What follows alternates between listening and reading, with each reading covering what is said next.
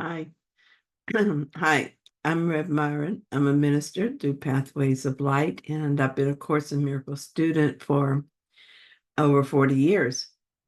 I'm going through the text again this year, asking Jesus for clarity, and then I write from that clarity, and that's what I'm sharing with you today. So let's get started. We're reading A Course in Miracles, Chapter 12, Section 8, The Attraction of Love for Love. And we're going to read paragraphs 5 and 6. So paragraph 5 says, "You have but to ask for this memory and you will remember. Yet the memory of God cannot shine in a mind that has obliterated it and wants to keep it so. For the memory of God can dawn only in a mind that chooses to remember and that has relinquished the insane desire to control reality. You who cannot even control yourself should hardly aspire to control the universe. But look upon what you have made of it and rejoice that it is not so."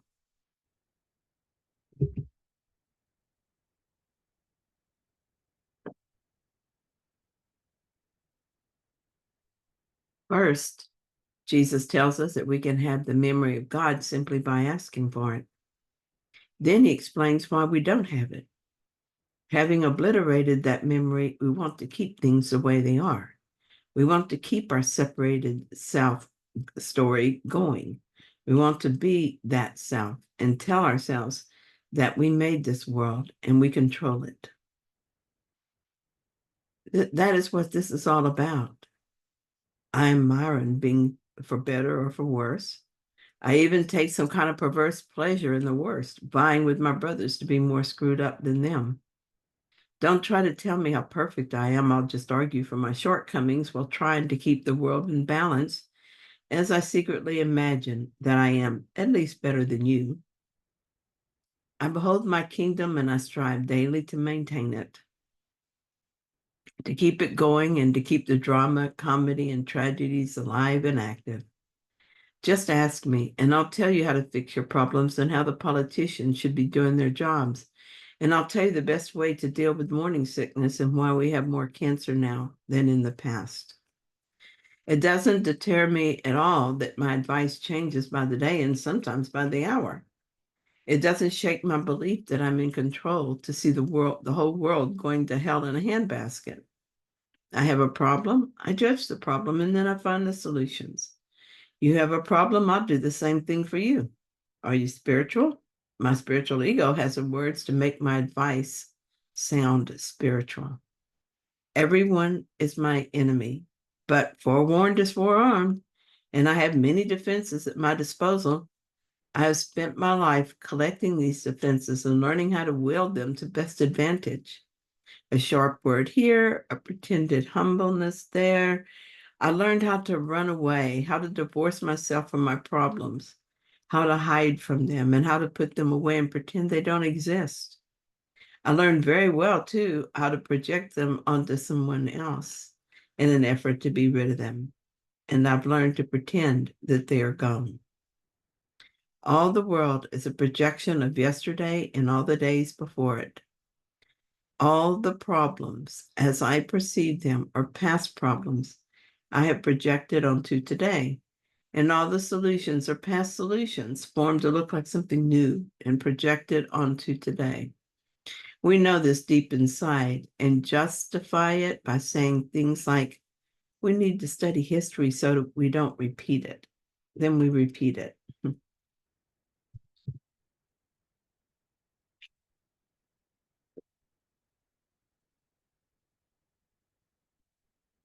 All this was once true for me. But hey, things are different now. I learned to stop doing all this. I learned to stop using the ego mind to judge each situation and then, based on that judgment, decide what the solution must be. Instead, I practice doing it differently. Now I ask the Holy Spirit to judge the situation first, and based on that judgment, I allowed his solution to show itself to me. I now understand that in my defenselessness, my safety lies. I see that when I defend myself, I increase my fear. When my fear is greater, my defenses seem ever more important. I feel like I need to defend against all this fear, and the belief in this fear calls for new and ever more elaborate defenses. And on the endless cycle goes. But I've invited a higher power to overturn the ego's regime, and I've learned to look at fears without defense and let them be undone for me. When my attention is focused on the past, I change my mind by allowing myself to rest in God. This is a step toward freedom from the illusion of separation. I cannot surrender the insane belief that I can control the world until I stop bringing the past into the present, thus ensuring the future will remain equally insane. I want a new, fresh present moment, and I want to be aware of it. So I have to get my head out of my past. The world I made is not worth seeing. It has no value at all. I am nearly convinced that the self I made is worthless as well. All of it is without meaning of any kind and completely without value. I am slowly and gently letting it go. What will the world look like without fear and guilt projected onto it? What will I look like without Myron projected onto me? How will I live in the world while I remain here? Who will I be and how will I feel if not like Myron? I don't know the answer to these questions, but I want to find out. So we're going to read paragraph 6.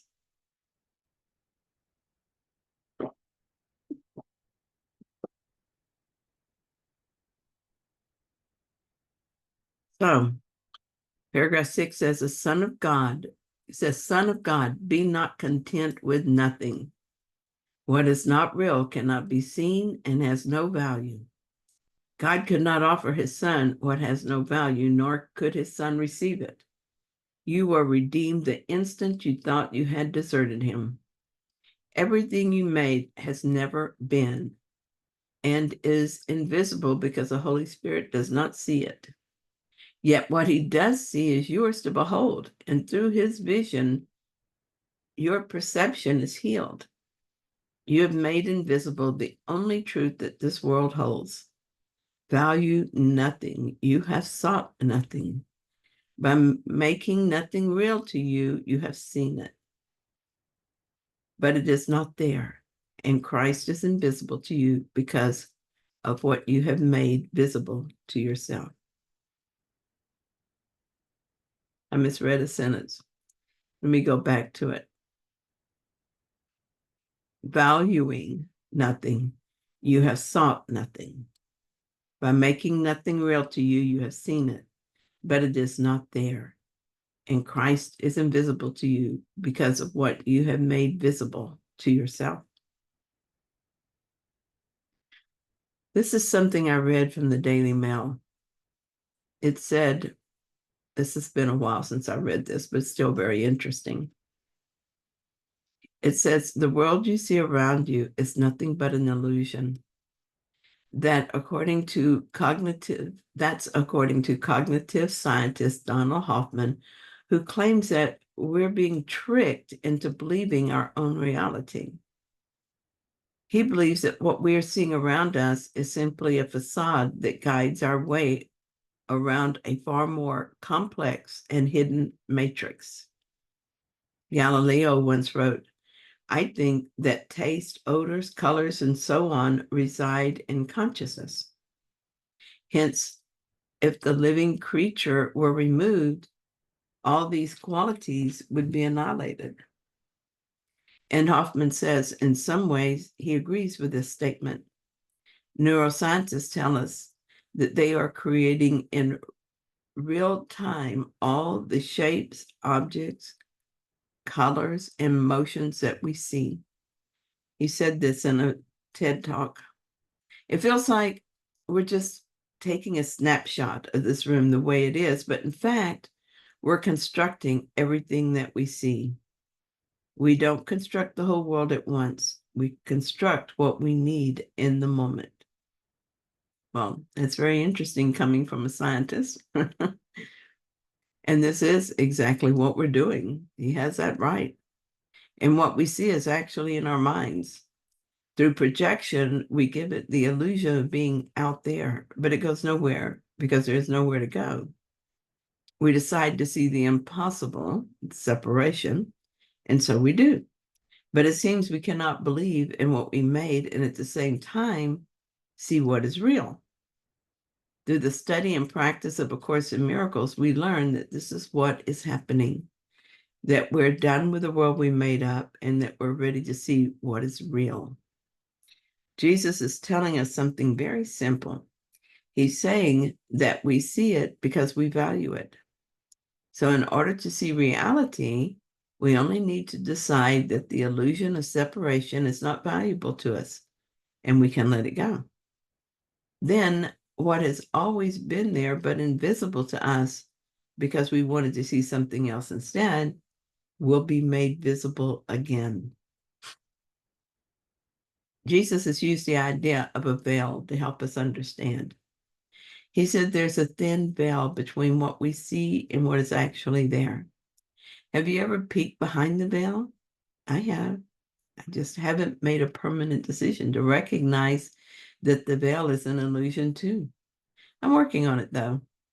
I stay aware of the illusions I'm most attached to, and am willing to see through them to what is actually true. I've done this one little idea at a time, but I think I'm ready to let go of some big chunks of the illusion. It feels hard sometimes because I become afraid. I'm not sure that what I'm afraid of. Sometimes I think it is fear itself, but I never stop giving it my attention and all the willingness that I can. I never make an exception. Letting go of an illusion might take a while, but I never refuse to try. There is no grievance, no false idea that I will refuse to confront. I will succeed because, as Jesus says, I was redeemed the instant I thought I had deserted God. Good news, isn't it? Thank you so much for being with me as I read this. I hope that you found it helpful. If you did, then please like it. And if you haven't yet, please subscribe. And I'll be back soon with another reading. See you then.